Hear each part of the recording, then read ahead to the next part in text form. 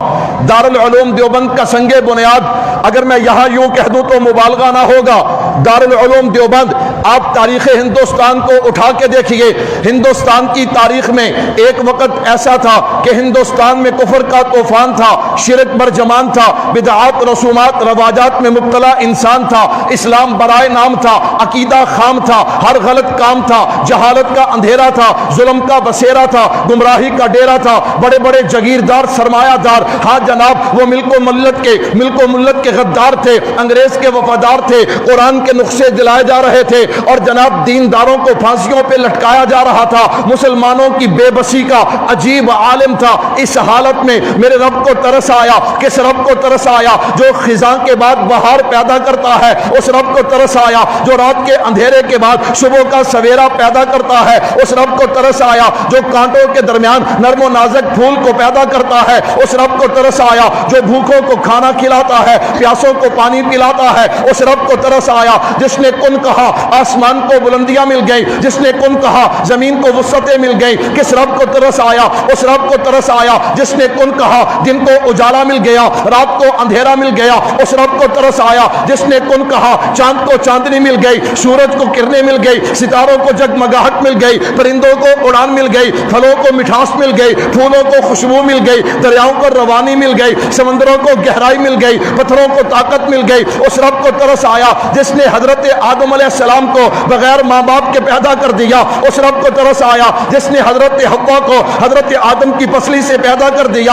اس رب کو ترس آیا جس نے حضرت نوح کی کشتی کو کنارے پہ لگایا. اس رب کو ترس آیا جس نے حضرت ابراہیم کو آگ سے زندہ باہر نکالا. اس رب کو ترس آیا جس نے اسماعیل کی ایڑیوں سے آب زمزم کو جاری کر دیا. اس رب کو ترس آیا جس نے جناب موسیٰ کے لیے دریاؤں میں راستے بنا دیے. اس رب کو ترس آیا جس نے جناب عیسیٰ کو زندہ آسمانوں پہ اٹھا لیا. اس رب کو ترس آیا. اور اس رب نے اس وقت کے کچھ اہل علم, اہل تقویٰ, ان لوگوں کے دلوں میں, ان کے جناب دماغوں میں یہ بات ڈالی کہ ہندوستان کی سرزمین پہ ایک مدرسے کی بنیاد رکھو. اس لیے حضرت مولانا حبیب الرحمن عثمانی رحمت اللہ علیہ فرماتے ہیں کہ دیوبند بنانے سے پہلے ہم نے جو مشورہ رکھا اس میں جتنے بھی بزرگ آئے, ہر بزرگ کو اللہ نے خواب کے ذریعے یا الہام کے ذریعے یہ اشارہ دیا کہ ہندوستان کی سرزمین پہ ایک مدرسہ قائم ہونا چاہیے. حضرت مولانا نانوتوی رحمت اللہ علیہ فرماتے ہیں میں نے خواب میں دیکھا کہ میں بیت اللہ کی چھت پہ کھڑا ہوں, میری 10 انگلیاں ان سے پانی کے چشمے جاری ہوتے ہیں اور پوری دنیا میں پھیل جاتے ہیں. مولانا رفیع الدین رحمت اللہ علیہ فرماتے ہیں علوم دین کی چابیاں مجھے پکڑا دی جاتی ہیں. میں قربان جاؤں جب یہ مدرسے کی بنیاد رکھی گئی, ہاں اس وقت سن کیا تھا, وقت کیا تھا, 1866. دیوبند کی بستی, انار کا درخت, چھتے والی مسجد, انار کے درخت کے نیچے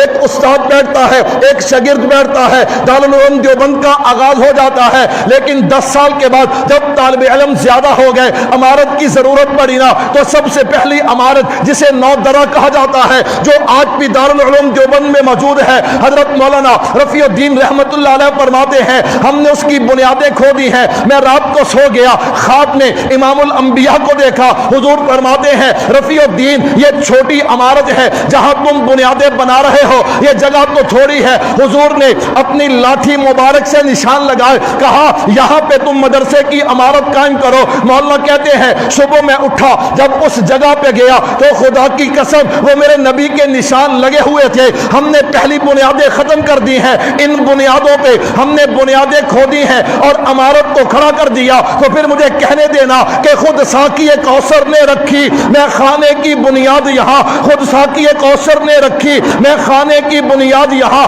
تاریخ مرتب کرتی ہے دیوانوں کی روداد یہاں, وہ جو وادی فارا سے اٹھی گونجی ہے وہی تکبیر یہاں. ہستی کے صنم خانوں کے لیے ہوتا ہے حرم تعمیر یہاں. دارالعلوم دیوبند بن گیا.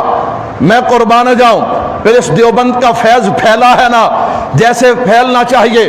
اس لیے تو ایک دیوانے نے وہاں پہ کھڑے ہو کے کہا اس وادی گل کا ہر ذرہ خورشید جہاں کہلایا ہے. کیوں؟ اس نے حضرت نانوتوی کو دیکھا, اس نے حضرت مدنی کو دیکھا, اس نے حضرت تھانوی کو دیکھا, اس نے حضرت شیخ الہند کو دیکھا, اس نے حضرت کشمیری کو دیکھا. कौन कश्मीरी? बहावलपुर में एक औरत जो है कादियानी, उसका खामिद कादियानी हो गया, मुर्तद हो गया, निकाह खत्म हो गया, वो नवाब बहावलपुर के पास गई, उसने मुकदमा अदालत में दे दिया, मैं कुर्बान जाऊं। अब कादियानियों ने अपने बड़े बड़े पाप पौधरी बुलाने शुरू कर दिए।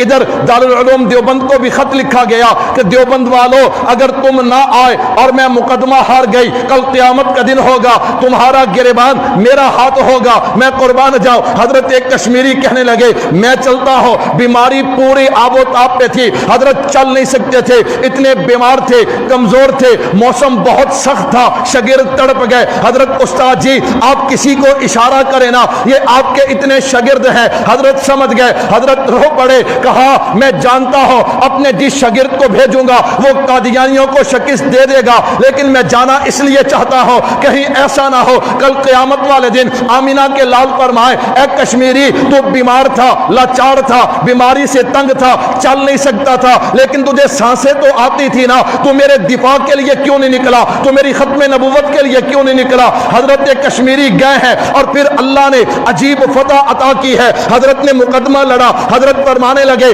अगर जब फैसला होना फैसला हो, ये फैसला अगर मैं जिंदा हूं फिर तो सुन लूंगा, अगर मैं मर जाऊं तो मेरी कब्र पे आके ये फैसला सुनाना। 1933 में हजरत की वफात हो गई, 1935 में उस मुकदमे का फैसला होता है जिसमें कादियानियों को काफिर करार दिया जाता है। मौलाना मोहम्मद सादिक रहमतुल्लाह अलैह बहावलपुर से चले। दुनिया वालों, इश्क की बातें करना आसान है, इश्क की ऐसी मिसालें देना ये देवबंद का वर्षा है। वहां से मौलाना मोहम्मद सादिक चले, इश्क की क्या मेराज होगी जब एक कब्र पे आके मौलाना सादिक साहब ने सुनाया होगा फैसला। हजरत आप जो मुकदमा लड़के आए थे उसका फैसला यह है कि नबी की तौहीन करने वाले, नबी की खत्म नबूवत के दुश्मन हार गए हैं और खत्म नबूवत वाले जीत गए हैं। इस वादी गुल का हर जर्रा खुर्शीद जहां कहलाया है, जो रिंद यहां से उठा है वो पीरे मुगा कहलाया है। हर मौज यहां एक दरिया है, एक मिल्लत है हर फर्द यहां, गूंजा था अब तक गूंजेगा आवाजा अहले दर्द।